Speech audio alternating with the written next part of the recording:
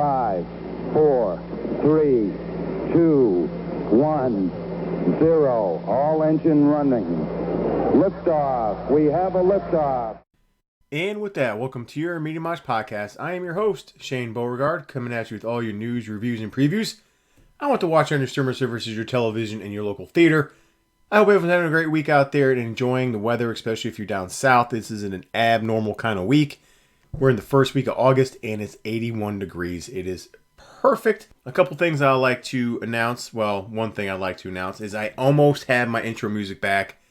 I was working on it last night, but I had some feedback and some echo stuff that I need to figure out. But I'm very close, people. Other than that, we're going to get right into it this week. Before I get started, I'd like to thank Andrew Morgan once again for having me as a guest on the Nomcast podcast, a Netflix original movie podcast, where we broke down 2 movies. Blood Red Sky, which is worth a watch. You should listen. And then, unfortunately, The Last Mercenary. So one up, one down, but it was a great time as always. And thank you again for having me on. Again, you can get that wherever you get your podcasts. The Apple Music Store, he's everywhere. So again, that's the Nomcast podcast. Look it up. Yeah, so here we are, back-to-back weeks. I don't have a ton of news to get into, and I just wanted to get this out because I am taking the kid. Well, we are going to the Outer Banks next week, which is the first time I've been to the Outer Banks ever. I've been here 20-something years and never been to the Outer Banks, so I'm excited. So later on in this episode, I will be breaking down Jolt with Kate Beckinsale, and I'll try my best to explain Tenet, the newest Christopher Nolan film that's out right now. So let's break into some choppy news. When I mean choppy, I'm kind of all over the place on this one. As you know, Scarlett Johansson and Emma Stone now are suing the Mouse House over releasing their respective movies on Disney Plus at the same time as the theaters. So from what I read, the basis of it was they both get extra money based on box office performance, and they weren't supposed to release them on Disney Plus the same time, and Disney did it anyway. That's what I read, but for some reason, Scarlett Johansson's getting a lot of shit on the internets, and I don't understand why, because I think any actor or actress would be doing the same thing if anyone screwed them out of their contract. So it's going to be interesting to see how this thing unfolds and develops, especially since Emma Stone is the most recent one to hop on and filing her own lawsuit on the heels of Scarlett Johansson. So I'll, keep everyone posted on that situation. You have the first look at Hawkeye, which is coming out November 24th. I'm already in on that show. They don't have to sell me on it. I read today that Kingpin is rumored heavily to be involved in this show somehow. Now I think he'll make an appearance. And I heard Daredevil might make an appearance, which, fuck. It's rumored that Daredevil's going to make an appearance everywhere. From Spider-Man, Far From Home, to Hawkeye. Yeah, everywhere. So anyway, but anytime we can get Daredevil into something, I'm all for. So that comes out November 24th, just in time for... Is that Thanksgiving? That's just in time for Thanksgiving. Netflix just renewed Sweet Tooth for Season 2, which is not a big surprise. Suicide Squad right now on Rotten Tomato, they released the tomato meter score like late last week, but it's sitting at 96%, which is pretty outstanding. That will be my Friday night movie. I will see that on HBO Max because, again, we're getting ready to go on vacation. I doubt I'll have time in the theater to watch it, so HBO Max is actually releasing it tomorrow night, so I will be watching that. And that'll be my main review for next week. If you're into Brooklyn Nine-Nine like I am, which I don't watch it in its current season, I always wait for the season to be over, but the last season of Brooklyn Nine-Nine is airing August 12th, which is one of the 5 best sitcoms in the last 10 years, hands down. You have 2 trailers that I want to talk about. Army of Thieves, which is the prequel to... I keep wanting to call it Zack Snyder's Army of Darkness, but it's not. I assure you, it's not Army of Darkness. Army of the Dead. Sorry, Army of the Dead. There you go. And again, this one really intrigues me. It's not directed by Zack Snyder. It's not written by Zack Snyder, thank God. I do like heist movies, so maybe this is why it's more up my alley than Army of the Dead was. And I don't want to bash Army of the Dead because I did enjoy the bulk of that movie. It just had whatever issues it had with it. They released a new Venom 2 trailer. It looks better than the first one. You get to see a little more Woody Harrelson. You get to see Carnage. Now I don't know the backstory of Carnage other than he is a serial killer that got attached to a symbiote. Now, please tell me it didn't go down like it happened in this recent trailer where he bit Eddie Brock on the goddamn hand and now is Carnage, please. Please. But I do like this new trailer seemed to have a better balance of the humor in the kind of horror elements in it. I think it's still going to be an absolute mess. I'm going to be honest with you. I think it's going to be a fucking disaster. But I think it will be an upgrade from the first one. So that's all I have for you on the news front.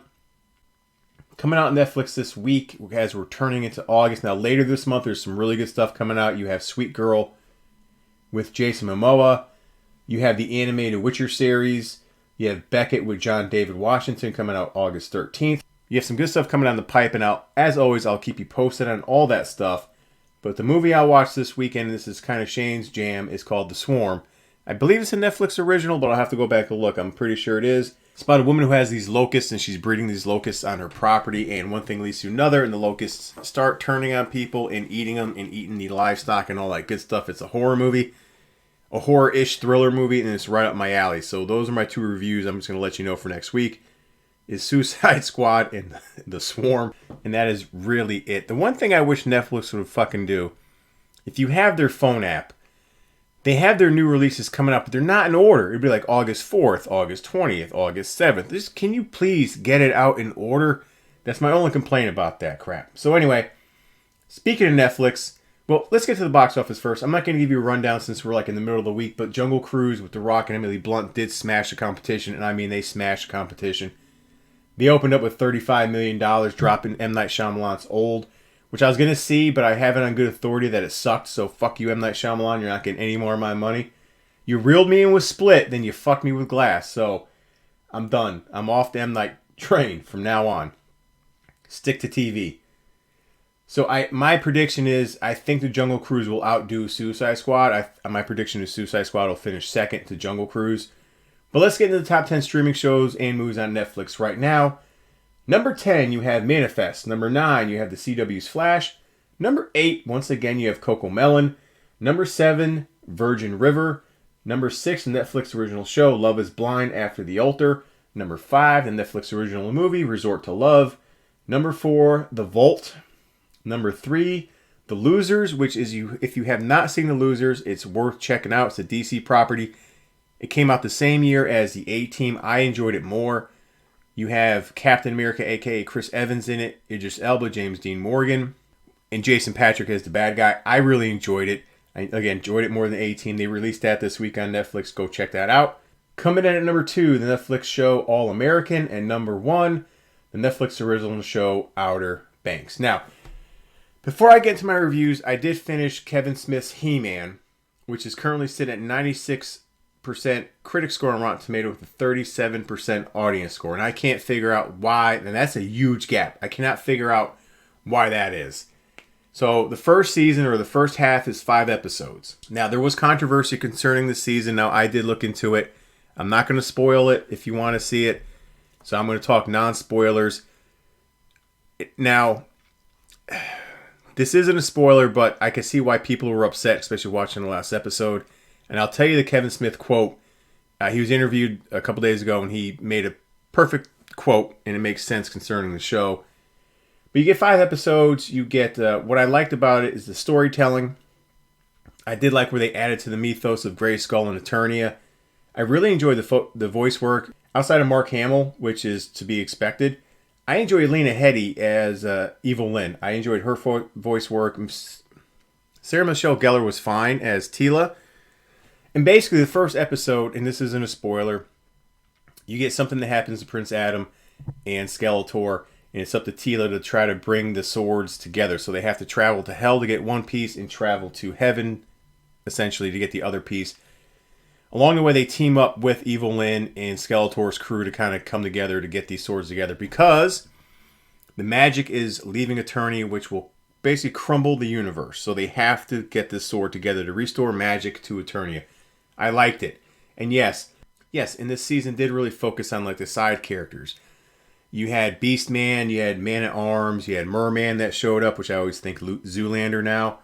But it really was a Tila story, which I didn't mind at all. So, all I'll say about the final episode is, I don't know when the second part gets released, but I think it's fairly soon, is Kevin Smith was quoted as saying, Netflix and Mattel did not pay me a bunch of money to fuck their property up. That's all I'll say. So figure that out for yourself before you watch it.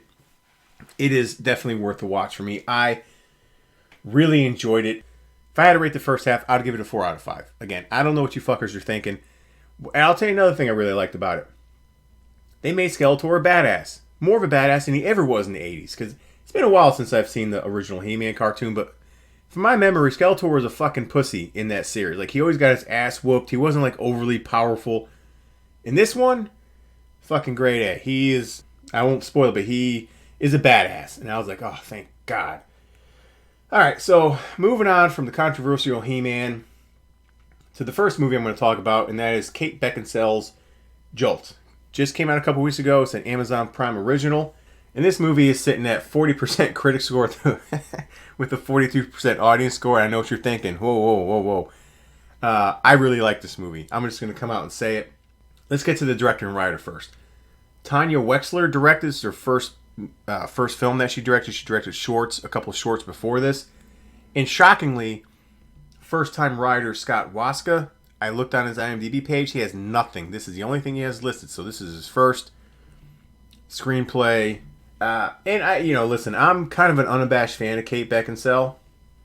I'll be honest with you. I had first noticed her in Broken Down Palace in 1999 with Claire Danes and Bill Pullman. I know she was in a bunch of like English period pieces before that, but if you know me, that ain't my jam, so I don't watch that shit. And then she went and did Serendipity with John Cusack in 2001. She was in the ill-fated Pearl Harbor with Ben Affleck in 2001 as well. She went and did The Aviator with Leonardo DiCaprio, but it wasn't until 2003 that really broke her out, and that's the Underworld series, though I'll admit she hung on for like 2 more movies than she should have with that series. Again, if you listen to the Nomcast podcast, I am a vampire. I love vampire movies. I know everything's about zombies right now, but I do like the vampire genre. And who doesn't like to see Kate Beckinsale in black leather? I mean, fucking for real. I mean, Jesus. Underrated Kate Beckinsale movies. 2007's Vacancy with Luke Wilson. Really good, creepy, kind of horror-ish movie. So let's get into Jolt. Outside of Kate Beckinsale playing Kate, you have Stanley Tucci, Bobby Cannavale, which don't let that deter you. I hate that cocksucker. Laverne Cox, they play 2 detectives. And then you have Jai Courtney. Again, he's not in it that long. He has a couple scenes, so just pump the brakes. Watch the movie. Here's the plot summary. I'm just going to read it straight from IMDb. A bouncer with a slightly murderous anger management problem that she controls with the help of an electrode-lined vest. She uses to shock herself back to normalcy whenever she gets homicidal. That is it. This movie opens up with a young Kate. I'm sorry, Lindy, that's her name. A young Lindy. And her parents notice at a young age, whenever she gets mad, she rages out and just beats the shit out of people. And that continues into her teenage years, where they even try to send her to military school. And nothing works until she cross paths with this doctor, Stanley Tucci, who also plays a psychiatrist. And he makes her this vest that whenever she feels herself get out of control, boom, she shocks herself. She gets back to normal. So once the 15-minute kind of like prelude into where she is as an adult, she doesn't go out. She's socially awkward. She's afraid of what she's going to do. I enjoyed like the little scenario she played out in her head whenever she thinks she's getting mad, and they're awesome. This movie's colorful, bright, fast-paced. It's an hour and a half. It doesn't slow down really. The pacing is perfect for this type of movie. The violence is like uber violent, which I really liked. And Kate Beckinsale, I know she's a little bit on the thinner side, and I always complain about that with female fight choreography. This one hit the mark. She pulled it off. So basically the whole setup is, as an adult, she's trying to get out in society, but she doesn't trust herself. She goes on a first date and automatically tries to hijack it because she doesn't want to be there. That's where she meets Jai Courtney, who plays Justin, who plays like this basic accountant. And she falls for him. First date, falls head over heels for him. You know, they bang it out. No, you don't get to see anything. Second date, she's supposed to go to his house. He's supposed to cook her dinner. He ends up dead. Come to find out, she learns that he works for some kind of arms dealer. And basically, she works her way up the chain to find out who killed Justin. Meanwhile, she's being pursued by Bobby Cannavale and Laverne Cox's detectives because they suspect, well, he doesn't suspect her, she does. So this movie, as she's trying to like find out who killed Justin, she's trying to evade the detectives as well. That is the setup of the movie. I don't want to spoil it for you. Again, Really enjoyed it. There are obviously plot holes. I mean, I'm not saying this is a perfectly written movie. Plot holes galore, but this is honestly the funniest I've seen Kate Beckinsale in a movie. She really showcased her humor, which I did not really know she has. She's very sarcastic, snarky, quick-witted, quick-tongued in this movie. I enjoyed it. The end, it does set up for a sequel. You do get a surprise cameo at the end of this movie, but it does work as a standalone. But if they want to, I would like to see this character in another movie, and they do set it up going forward. Again, there's a line in here going back to her humor, her being funny. Is she ends up like fighting these three dudes like in an underground fight club, and she already like dispatched two of them, so she has the third one pinned down to the ground with her legs and kind of like her crotch on the guy's throat as she's raining blows on his face, and the guy finally calls it off, and basically she says something like, "If your Adam's apple was a little bigger, this would have been doing something for me." And for whatever reason, I just I thought that was a fucking clever and funny line, but she had that kind of humor throughout the whole thing, so I enjoyed it. I don't know what the fuck the critics. Well, I do understand what the critics were thinking. But the audience should have had fun with this movie. I'm giving this movie a 3 out of 5. If you're a fan of Kate Beckinsale and her action movies, go check this out on Amazon Prime right now. Now, here is the taller task of my doubleheader movies here. Now, let's get into Tenet. And this isn't going to make any sense, and I know I'm going to like stumble and bumble all over this goddamn review, and I apologize because probably the hardest movie I tried to review to this date. And at the end of this episode, I'll give you my top 5 personal Christopher Nolan movies. Now, this movie has a 70% critic score with a 76% audience score. It stars John David Washington, Robert Pattinson, Elizabeth Debicki, Michael Caine, an unrecognizable Aaron Taylor Johnson, and Kenneth Branagh. This has a runtime of an ungodly 2 hours and 30 minutes, and I'll get into that in a little bit. So I'm just going to read you the plot summary straight from IMDb again. I'm going to use the shortest one they have and then try to explain it. Armed with only one word, Tenet, and fighting for the survival of the entire world, a protagonist journeys through a twilight world of international espionage on a mission that will unfold in something beyond real time. Okay, so the protagonist is played by John David Washington. This movie sets up where he's part of a task force team, and they go into a theater, there's like this opera house, to try to like prevent something from happening. You get to see like this device in action, and then he gets abducted and recruited by Michael Caine into this organization, and they were trying to get this technology away from Kenneth Branagh. It's some kind of new age inversion technology or inverted technology. Pretty much you don't move backwards in time, but it seems like you're moving backwards in time. So instead of like reaching for a cup, your brain's actually looking at the other way you were putting down the cup. So it's very confusing off the bat. We don't really know what organization the protagonist works for. It kind of gets unveiled later, and then I'm just got more confused as that was going on. He gets teamed up with Robert Pattinson, who I told you fuckers he can act. This was probably his best movie to date. Outside the Twilight series, he's a solid actor. So fuck off for hating Robert Pattinson. So they go on this mission, again, to take this technology away from Kenneth Branagh. Now, I don't know why it would start World War III. I don't. They explain it in the beginning of the movie, and I didn't understand it. And I want you people to know, I didn't go to the bathroom. I didn't take a break. I was zero focused, laser focused into this movie. So as this movie went along, the more confused I got.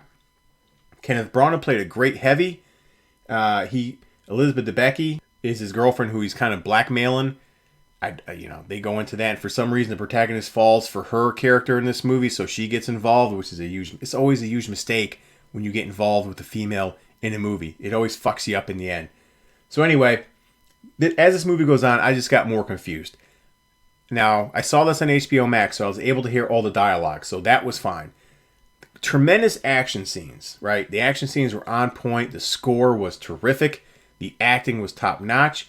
It will hold your attention. But your brain's going to explode when you get to the end. That's all I'm saying. I did not understand it.